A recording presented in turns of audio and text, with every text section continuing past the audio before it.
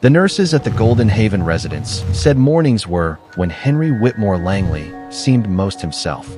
Before the confusion rose like fog in his mind, before memories dissolved into scattered fragments he could no longer place. There were fleeting minutes when the old man looked almost like who he used to be, but no one expected that this morning, quiet, pale, and unremarkably ordinary, would become the beginning of something that would shake an entire city, stun experts around the world, and rewrite what humanity believed about the memories of wild animals. Henry Whitmore stood by the window with his hands lightly pressed against the glass, watching the early sunlight ripple across the garden pond. His reflection was fragile, an 8-year-old man with thinning silver hair, a slight tremor in his fingers and blue eyes that flickered softly like someone searching for a name he once knew by heart. The staff saw him like this every day, gentle quiet drifting in and out of his own mind. But today there was a strange tension in the air around him, a kind of restlessness, as if some buried instinct had stirred awake. Maggie, his daughter, noticed it immediately when she arrived for her morning visit. Her father wasn't sitting with his crossword puzzle or tracing wildlife photos in old books. He was standing alert in a way she hadn't seen in years.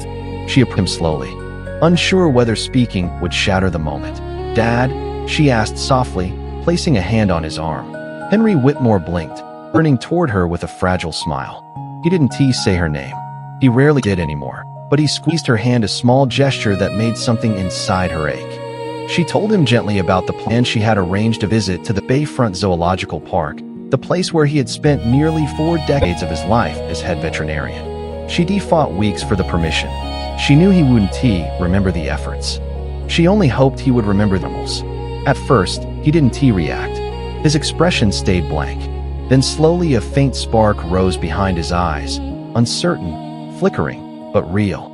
"Animals," he murmured as if testing a word he had once spoken every day. Maggie felt her breath catch. The staff helped him into the wheelchair, though Henry Whitmore protested with a soft, stubborn grumble that sounded like an echo of a man he used to be firm, capable, unshakably confident. She didn't correct him. She just held his shoulder and reassured him, though she was comforting herself just as much as him. As she guided him toward the entrance, she felt a strange weight in her chest, a sense of apprehension she couldn't name. She had spent years preparing herself for the slow disappearance of her father. But today, something felt different. Fragile in a way she didn't understand. One wrong turn of fate, one moment of confusion, and everything could go terribly wrong. And yet she pushed forward because maybe, just maybe, somewhere deep in the fog of his mind, the right place could unlock a memory that still belonged to them. The drive to the zoo passed quietly. Henry Whitmore kept his eyes fixed on the window, watching the city blur by, his expression wavering between wonder and disorientation. A few times, Maggie saw his brows furrow as if he were trying to grasp something. A sound, a scent, a memory, but each time it dissolved before forming fully. The moment they passed through the zoo's entrance arch, something shifted. Henry Whitmore inhaled sharply. Maggie slowed the wheelchair. "Dad, do you recognize it?" He didn't answer, but his hand tightened around the armrest. His gaze sharpened, searching. Something in him was waking up, some old instinct, some ancient familiarity buried beneath the illness that had stripped him of names, dates, and faces. Visitors walked past them, laughing children, tugging parents toward ice cream stands and map boards. To them, the zoo was entertainment. To Henry Whitmore, it had once been a kingdom he knew intimately, its rhythms, its dangers, its quiet miracles. As they approached the big cat area, the air changed. Warmer, heavier, filled with scents and sounds that pulled at Henry Whitmore's fading mind like distant bells. Maggie was pushing the chair when suddenly he reached out and stopped the wheel with his bare hand. "Wait," he whispered. It wasn't the word itself that startled her. It was the tone, focused, steady, not drifting, not confused. A tone she hadn't heard from him since before the disease took root. "What is it, Dad?" But he didn't reply. Instead, Henry Whitmore turned his head sharply toward eastern habitat, toward the lion enclosure with its tall glass walls and artificial acacia trees. A low, distant rumble vibrated from that direction, a sound so deep it seemed to stir the bones more than the ears. Visitors barely reacted. They thought it was normal, but Henry Whitmore froze. His breath caught. His whole body leaned forward. Maggie crouched beside him. "Are you okay?" "What do you hear?" He lifted a trembling hand and pointed, not randomly, not vaguely, but with the certainty of a man who recognized a voice calling to him across time. His whisper trembled, barely audible, but it carried weight that made Maggie's blood run cold. He remembers. He remembers who her father had. He formed a complete sentence in days. But before she could ask anything else, the rumble came again, louder, now unmistakable. A lioness roar. Visitors turned heads, but Henry Whitmore flinched as if the sound didn't come from an animal behind glass, but from a memory slicing through the fog of his broken mind. His eyes filled, not with fear, with recognition. Maggie had never seen him look so alive. And in that instant, before she even knew why, an icy chill threaded down her spine. Something was pulling her father toward that habitat. Something waiting, something watching. And she felt with terrifying clarity that this visit was never supposed to happen. Henry Whitmore's fingers tightened around the wheelchair armrest with a strength that startled Maggie. His body leaned forward as though something invisible pulling him, guiding him, summoning him from a place no doctor could reach. His breaths turned shallow, quick, almost fearful. Yet there was a strange resolve beneath the tremor, as if some dormant instinct was waking with violent urgency. "Dad, what is it?" Maggie whispered, trying to steady him. He didn't answer. His gaze was locked onto the lion habitat ahead, unblinking, fixed with a focus she hadn't seen in years. The fog in his eyes, the constant haze of Alzheimer's, seemed thin just enough for something old and wordless to shine through. But the clarity came at a price. Confusion twisted with determination. Fear braided tightly with purpose. And without warning, Henry Whitmore put against the wheelchair handles and tried to stand. "Dad, wait." He rose shakily like a man walking inside a dream he didn't fully understand, but couldn't disobey. Maggie grabbed his arm, but he pulled again, stronger than he should have been. Visitors turned their heads as she struggled to keep him upright. "Henry Whitmore, sit down, please." He didn't look at her. His eyes were fixed on the glass-walled enclosure ahead, on the lion. The alpha male had stopped pacing. He wasn't roaring now. He wasn't moving. He was staring straight at Henry Whitmore, as if struck by the same invisible thread. Maggie felt her pulse hammer. Something about this moment felt wrong. Impossible. Dangerous in a way she couldn't name. A deep rumble vibrated through the ground. The lion exhaled, and Henry Whitmore stepped forward. Dad. Maggie lunged to grab him, but he slipped from her grasp, moving with an urgency that defied his frailty. The wheelchair rolled behind them, forgotten. People gasped as the old man pushed through the crowd, his steps uneven, yet strangely determined, like each footfall was following a path carved years before he'd forgotten his own name. Security guards noticed the disturbance and began heading their way. But Henry Whitmore wasn't moving toward the reinforced glass. He was veering left toward the side rail, the old service path where the fence had been modified during renovations. "Sir, please stop," a guard shouted, breaking into a run. Maggie reached out again, desperate, terrified. "Dad, please don't go." He didn't stop. He didn't even seem to hear her. He reached the waist-high railing, and without hesitation, without a moment of fear or recognition of danger, he climbed. Gas rippled like a shock wave across the observation area. "Sir, get down there," another guard yelled. But Henry Whitmore didn't pause. His trembling hands gripped the metal bar. And though his body shook with age and weakness, some muscle memory, some forgotten training, some instinct from a past life pulled him upward effortlessly. Maggie screamed his name. Visitors pulled out phones. A toddler began crying, and the lion roared. This time, the sound wasn't territorial. It was sharp, urgent, a call not of warning, but recognition. A noise that froze every creature within earshot. The lionesses lifted their heads. Birds scattered from nearby branches. Even the guards hesitated, thrown off by the tone of the sound. Henry Whitmore flinched at the roar, not in fear, but as if hearing something intimately familiar, something that belonged to him and him alone. His foot slipped on the railing. For a heartbeat, the world stopped breathing. Dad. Maggie's voice cracked, but Henry Whitmore didn't fall backward. His body pitched forward, and he dropped into the habitat. The descent wasn't graceful.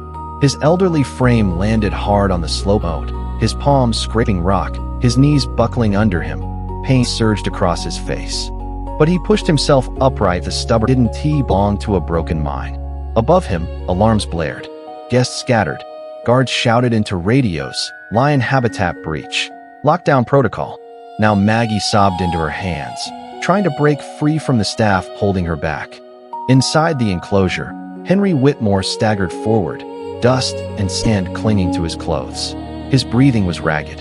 His eyes darted from the rock walls to the artificial savannah floor, searching, questioning, remembering nothing, yet moving as if guided by something older than memory. And then the shadow fell over him. 20 feet ahead, the alpha lion stood perfectly still, its mane rippling in the breeze like a dark crown. Its amber eyes were locked onto Henry Whitmore with unnerving intensity. A lioness took a step forward, muscles rippling beneath her tawny coat, preparing for the only reaction lions have to intruders' attack. "No," Henry Whitmore whispered, raising a trembling hand, not pleading, not panicked, almost apologizing. Another lioness began to circle him from the back low to the ground, stalking him the way lions stalk prey, too old and weak to escape. Guards shouted from above that they would take the shot. Visitors screamed for someone to do something. Maggie fell to her knees, her voice raw. But Henry Whitmore couldn't he run. And yet, something in his posture changed. A subtle shift of his shoulders, a tilt of his head, a tone in his breathing. Something that didn't belong to an Alzheimer's patient lost in the wrong place. Something that belonged to a man who had once spent his life walking among these creatures, understanding them in ways textbooks never could. For a moment, he looked like Dr. Henry Whitmore Langley again. But the lions didn't know that. To them, he was a fragile intruder in their world. The lioness closest to him crouched lower. Her tail twitched, her pupils widened. She was about to strike. The guards lifted their tranquilizer rifles. Maggie screamed, and the alpha lion roared. It wasn't a roar of aggression. It was a command the entire habitat obeyed. Every lion froze. The lioness backed up, confused, startled, submissive. The alpha stepped between Henry Whitmore and the pride, his massive body, creating a wall of muscle mane. In golden authority, the crowd above fell silent. Tranquilizer rifles hovered in the air, suddenly uncertain. Even the guards felt it. This wasn't normal. This wasn't instinct. This wasn't animal behavior, as Dr. Rebecca Shaw Emanuel described it. This was recognition. This was destiny. Henry Whitmore stood trembling in the lion's shadow, followed by the presence of a beast who could end his life in a heartbeat, yet didn't take a single step toward harm. The old man lifted his hand again. His fingers brushed coarse mane. The lion lowered its head slow, deliberate, reverent. From above, Maggie's breath shattered into sobs. Because in that moment, the truth impossible, breathtaking, terrifying became clear. A man with no memories had walked straight into the past he had forgotten, and the lion had never forgotten him. The world above remained frozen in panic, alarms echoing across the zoo grounds. Visitors crying out, guards shouting conflicting orders. But inside the lion habitat, everything narrowed to a single impossible scene. An 83-year-old man with Alzheimer's standing inches from a fully grown alpha male who behaved not like a predator, but like a guardian rediscovering something sacred. Henry Whitmore's trembling hand still rested against the lioness' mane. His breath came in small, uneven bursts.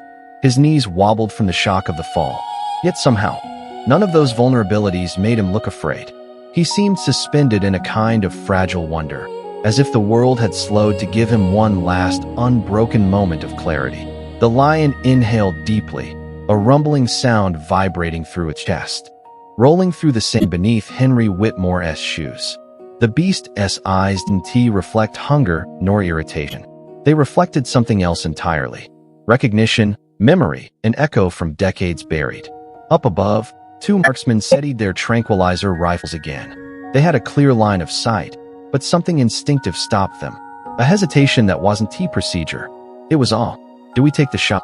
One whispered into the radio. No one answered.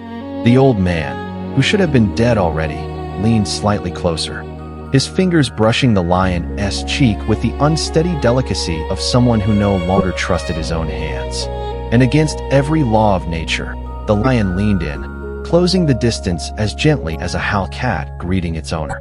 It made no sense. It made perfect sense. Maggie cried into the arms of the nearest guard. A moment ago, she had thought she was watching her father die.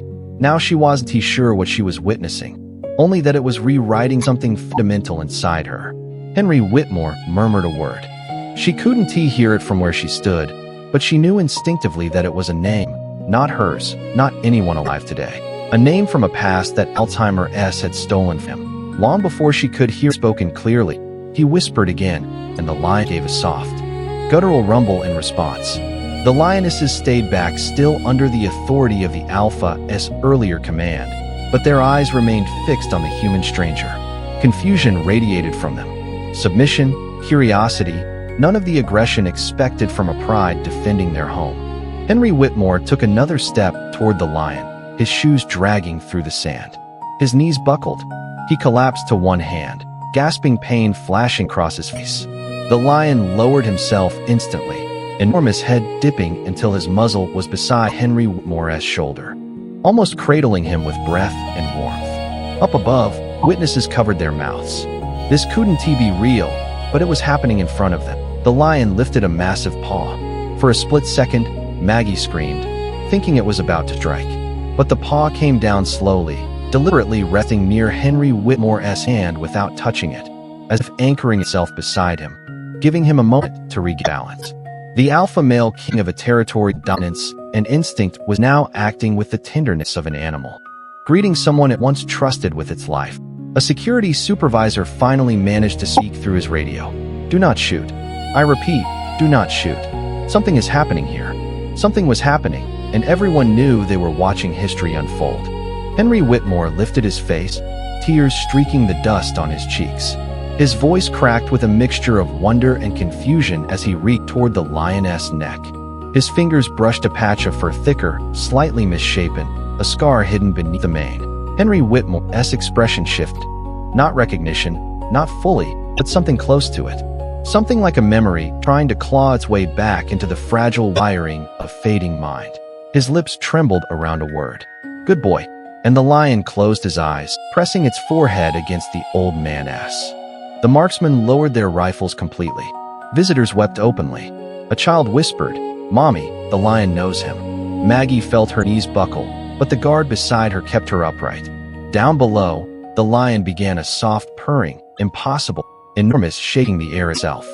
Purring wasn't something lions were known for, not like domestic cats. But the deep, vibrating hum was unmistakable. It traveled up Henry Whitmore's arms into his chest, unlocking something ancient, a sensation rather than a memory. He laid his hand against the lion's cheek as if comforting an old friend. The zoo's emergency team reached the gated service entrance at the far end of the enclosure. They were tense, terrified, unsure of what they were supposed to do. Any sudden movement would break whatever fragile miracle was occurring. Maggie cried out, "Dad, please, please come back." Her voice, though distant, carried through the air like a string pulling at the old man's heart. Henry Whitmore blinked rapidly, the spell wavering. His gaze darted toward the sound, but the moment he shifted too quickly, legs gave out. He crumpled sideways. The lion reacted instantly, not with claws, not with aggression. He moved to cushion the fall. The giant animal positioned himself beside Henry Whitmore, letting Henry Whitmore's frail body rest partially against him. His tail flicked warningly at the lionesses, keeping them at bay. Then he looked toward the staff approaching with slow, measured steps. He wasn't guarding his territory. He was guarding the man. The scene felt impossible. Mythical, something pulled straight from an old legend where animals remember debts humans have long forgotten. Something that didn't belong to the modern world of zoo enclosures and glass barriers. A keeper whispered, voice trembling. "He is protecting him." The lion gave a low rumble. Not a threat, but something closer to resignation, as if he knew this moment was ending. The emergency team reached them finally. 5 handlers sitting out, hands open, tranquilizer guns lowered. They spoke in low, soothing tones, each one praying silently that the lion's behavior wouldn't change. Henry Whitmore looked up weakly, confused again, the clarity slipping from his eyes, even as tears gathered in them. He whispered another sound, a fragment of memory now slipping away even as he tried to grasp it. And the lion exhaled a long, sorrowful breath across his cheek. It was not the sound of a predator. It was the sound of recognition. The moment the handlers lifted Henry Whitmore, the lion didn't growl or advance. He simply stood, muscles tense, watching. His eyes tracked Henry Whitmore until the old man was carried safely into the tunnel. Only then, Only when Henry Whitmore was gone did the lion release a low, mournful sound that echoed through the enclosure, vibrating through the bones of every witness who heard it. A sound that told everyone unmistakably the man who had entered his territory was no stranger, and everything we thought we knew about memory, instinct, and the boundaries between species had just been rewritten by a single impossible moment between a fading mind and a lion who never forgot. The truth behind what happened in that lion habitat did not begin on the day Henry Whitmore slipped past a railing and fell into dirt.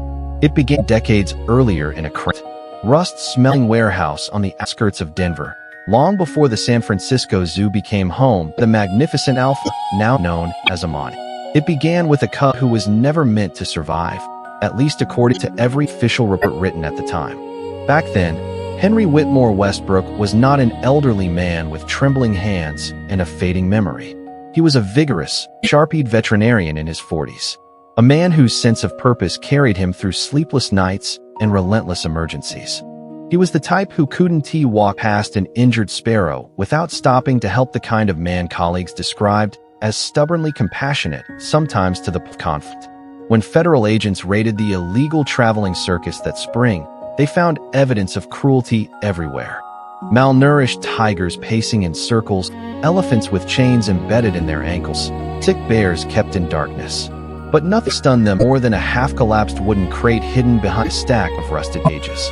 Inside it lay a lion cub, barely 3 months old, shivering, dehydrated, and so weak he could barely lift his head. His right paw was swollen to triple its size, the result of a deep infection likely caused by untreated lacerations. His ribs protruded through patchy fur. When one of the agents lifted him, the cub didn't even resist. He simply let out a whimper, so faint it barely sounded like a cry. The initial recommendation from the rescue team was euthanasia. The infection had spread. The cub was severely underweight and resources were already stretched thin. But Henry Whitmore was there that day, and Henry Whitmore said no. He said it calmly, but with a conviction that silenced every person in the room. The cub's eyes dull, amber frightened met his, and something inside Henry Whitmore refused to let him accept the idea that this broken creature was beyond saving. The next weeks were brutal. Henry Whitmore brought the cub home, violating 3 hospital policies and at least 5 zoo regulations, but he did it anyway. He built a makeshift warming crate in his living room, set alarms to wake up every 4 hours, and carried the cub against his chest so it could hear a heartbeat of something it had never had the comfort of before. He named him Amani. Many wondered why he chose a name meaning king, especially when the little lion looked like he wouldn't live through the week. But Henry Whitmore didn't see what the cub was. He saw what he could become. He fed him formula through syringes, coaxing him to eat, drop by agonizing drop. He cleaned the infected paw, flushing it again and again, while the cub whimpered in pain, his small body trembling, as Henry Whitmore whispered, apologies and promises only the walls heard. He slept on the floor beside him, sometimes waking in panic when he didn't hear breathing, only to place a hand on the best flank and feel the rise and fall of life. There were setbacks, episodes where the fever spiked so high it seemed to burn the world around him, nights when the cub refused food entirely, mornings when Henry Whitmore sat beside the crate with his head in his hands, exhausted, wondering if he was fighting a battle already lost. But every time he considered giving up, Amani would lift his head weak, trembling, and press it against Henry Whitmore's palm. That tiny gesture became the reason Henry Whitmore fought harder. Weeks turned into months. The infection retreated. The cub began to gain weight. His fur grew thick, golden, and bright. His eyes, once clouded with pain, began to follow Henry Whitmore across the room with unmistakable attachment. When Henry Whitmore laughed, and he hadn't laughed much in those years, Amani would roll onto his back, demanding attention with a soft rumble. Once strong enough, Amani was transferred back to the zoo system, eventually joining a rehabilitation program. He grew into a powerful adolescent, and later into a fully mature male whose dominance and intelligence stunned everyone who worked with him. Staff described him as unusually observant, more responsive to human emotional cues than any lion they had seen. But only one human had ever earned his trust completely. Time moved on. Amani was relocated twice as part of conservation breeding and eventually transferred to San Francisco Zoo, where he rose quickly to become alpha of the pride. His records traveled with him.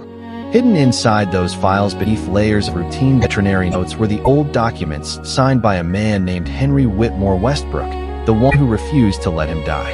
The cub who shouldn't have lived had become a lion who ruled his territory with unmatched authority. But what no one understood until the day Henry Whitmore fell into his enclosure was that the bond forged back then had never truly disappeared. Even in a lion's world where instinct overrules sentiment, where survival governs every decision, their memories so deeply rooted they defy biology. There are moments so formative they become part of the animal's identity. Henry Whitmore might have forgotten much of his life piece by piece as Alzheimer's rewrote the landscape of his mind. But Amani had not forgotten him. He remembered the scent of a man who held him through fever, the voice that whispered to him when he was too weak to stand, the hands that cleaned his wounds and stroked his head through the pain, the heartbeat he slept against believing it was the safest place in the world. So when Henry Whitmore entered that enclosure, frail, confused, dangerously vulnerable, Amani did not see a stranger. He saw the reason he was alive. He saw the human who had once chosen over convenience, resources, and even professional rules. He saw family. It was only after viewing the records, graphs, medical logs, microchip data that the staff pieced together the truth. The lion who pressed his head against Henry Whitmore's shoulder in front of dozens of horrified witnesses was the same creature who had once fit in the palm of Henry Whitmore's hand. Experts tried to explain it. Some called it imprinting. Others called luck. A few dismissed it as anthropomorphism, insisting humans were projecting meaning onto an animal's instinctual reaction.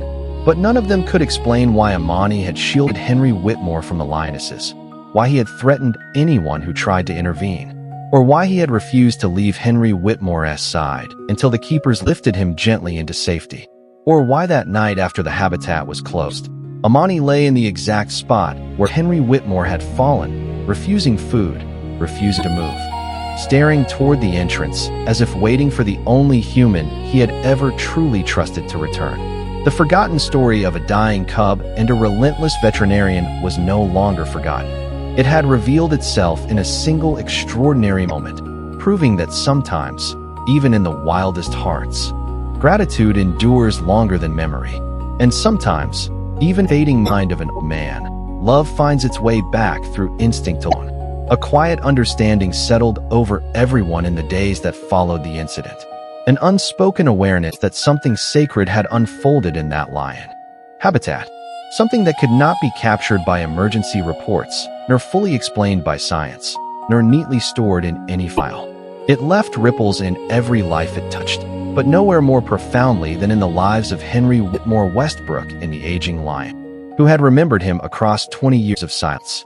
Henry Whitmore returned to Old Pines Care residence the next morning, escorted gently by a nurse who alternated between awe and disbelief. He walked slowly, leaning on his cane, unaware of the global headlines being written about him. His mind drifted in and out of clarity, the world shifting like fog around him, but a softness lingered in his expression, an ease that his daughter had not seen in years.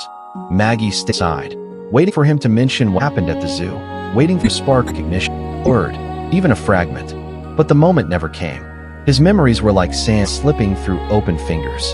The extraordinary event had already sunk into the unreachable pits of his mind. Yet something remained. He no longer startled at shadows. He no longer woke in confusion.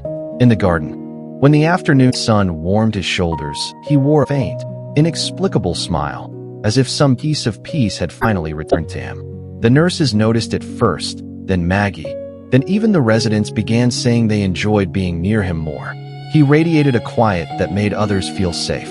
Meanwhile, back at the San Francisco Zoo, Amani was not the same lion he had been before. Keepers observed him lingering near the glass where Henry Whitmore had stood, staring into the space as though searching for a presence only he could sense. He refused food for 2 days, pacing slowly, not with agitation, but with something akin to mourning. The lionesses watched him silently, their own instincts reading his grief through the subtle changes in his posture. No roar left his throat during that time, not a sound. He held his silence like a vigil. Some of the staff speculated he was simply unsettled after the intrusion. Others believed that the reunion had disrupted a part of him shaped long ago by vulnerability and trust. But one keeper, a quiet man named Moore, who had worked with lions for 30 years, said something that made everyone fall still. He waited too long to see that man again, he murmured, watching the lion rest his head against the glass. And now that he found him, he doesn't know how to let go. Life began its slow, inevitable shift. Henry Whitmore's condition declined gently the way dusk turns toward night. There were still good days. Days when he recognized Maggie's voice.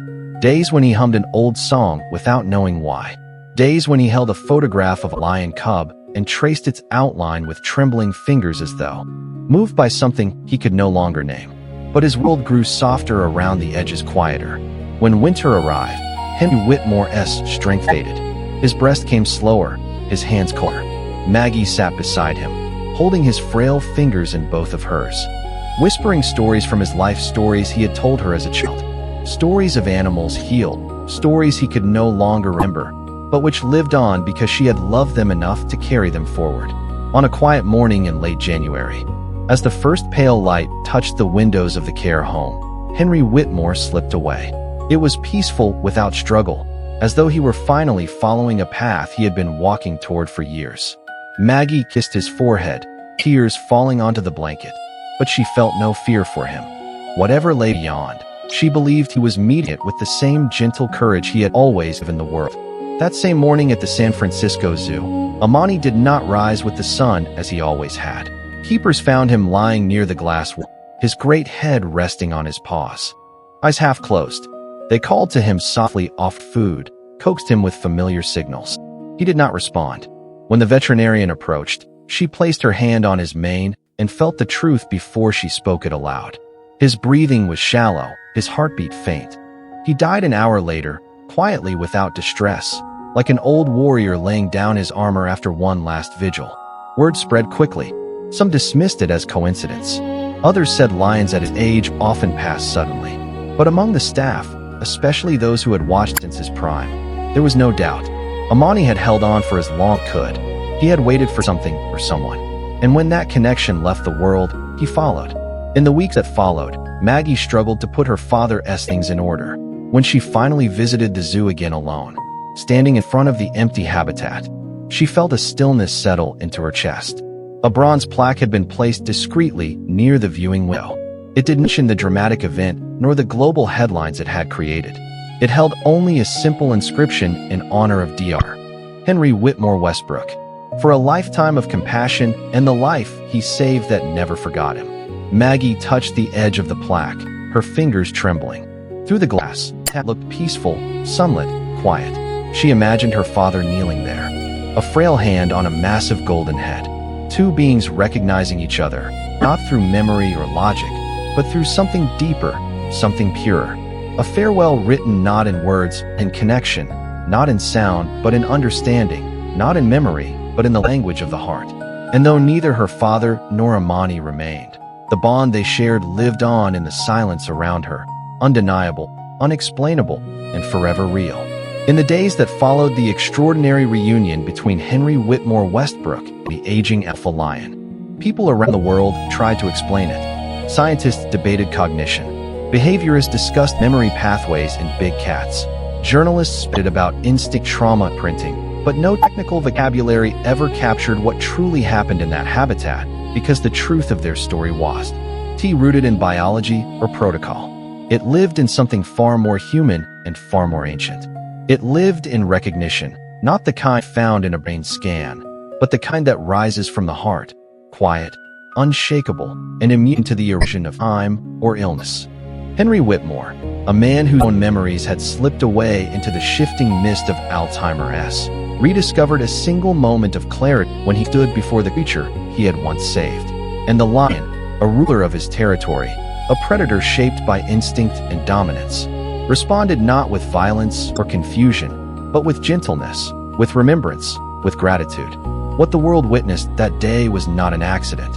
It was the closing of a circle, a cub abandoned, rescued by human hands, a man forgotten by his own mind, remembered by the very life he once protected. Two beings separated by 20 years, yet bound by the simplest of truths. Kindness echoes. It echoes through species. It echoes through time. It echoes through the barriers we think divide us. And perhaps the greatest lesson the story leaves us with is this: Nothing but love is ever lost. Even when memories fade, even when life changes, even when the world forgets your name.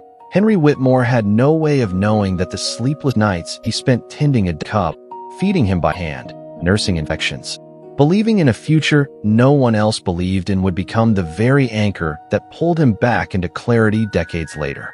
He had no way of knowing compassion given freely would return to him in the purest form imaginable, delivered by a creature everyone said was ruled only by instinct.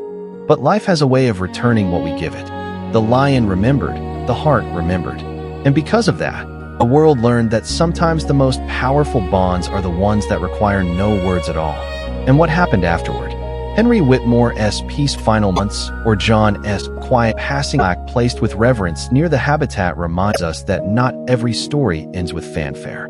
Some end the way love does, softly with grace, with a sense of completion so deep it needs no explanation.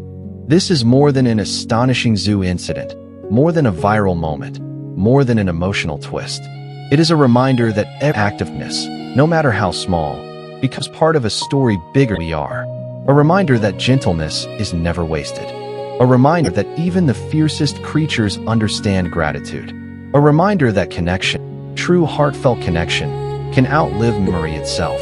And it is an invitation. An invitation to believe that compassion still shapes the world.